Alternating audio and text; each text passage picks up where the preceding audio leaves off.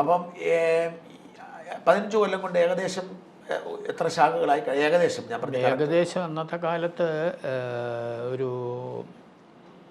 700 ശാഖയൊക്കെ ഉണ്ടാവും. ഈ സമയത്ത് തന്നെ ഇത് വളരാൻ തുടങ്ങിയതോടുകൂടി ഇന്ത്യൻ നാഷണൽ കോൺഗ്രസ് എതിർപ്പ് തുടങ്ങി. എനിക്കിത് 35 മറ്റോ. അതായത് ഈ ഡോക്ടർ ജി 1921 ഞാൻ പറഞ്ഞില്ലേ ഇതിൽ നിസ്സഹകരണ പ്രക്ഷോഭത്തിൽ പങ്കെടുത്ത് ജയിൽവാസം അനുഭവിച്ചു. പിന്നീട് വന്നൊരു ഗാന്ധിയൻ സമരമാണ് 1930 സിവിൽ ഡിസൊബീഡിയൻസ് മൂവ്മെൻറ്റ്. അപ്പോൾ അദ്ദേഹം അതിനകം സംഘം തുടങ്ങിയിരുന്നു. പക്ഷേ സർസംഘാല പദവി അദ്ദേഹം രാജിവെച്ച് മറ്റൊരു പ്രവർത്തകനെ ആ ചുമതല ഏൽപ്പിച്ചതിന് ശേഷം അദ്ദേഹവും ആയിരക്കണക്കിന് അനുയായികളുമായിട്ട് നമ്മുടെ ഇവിടുത്തെ കൂട്ട് ഉപ്പുകുറുക്കലല്ല, അവിടെ വനസത്യാഗ്രഹം എന്നതിന് പറഞ്ഞത്, വനനിയമം ലംഘിക്കാം. അപ്പോൾ അങ്ങനെ വനനിയമം ലംഘിച്ച് 9 മാസം അദ്ദേഹം വീണ്ടും ചെയ്തു. പക്ഷേ ഈ കോൺഗ്രസ്സിനുള്ളിൽ തന്നെ നമുക്ക് അറിയാവുന്നതുപോലെ ഒരു സംഘത്തോട് താല്പര്യമില്ലാത്തൊരു ഗ്രൂപ്പ് സജീവമായി വന്നുകൊണ്ടിരുന്നു.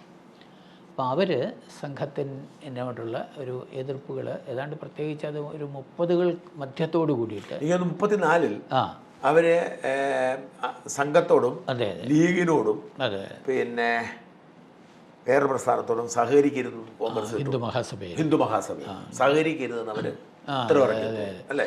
അതെ. ഒരു തെറ്റിദ്ധാരണ പൊതുവിലുണ്ട്.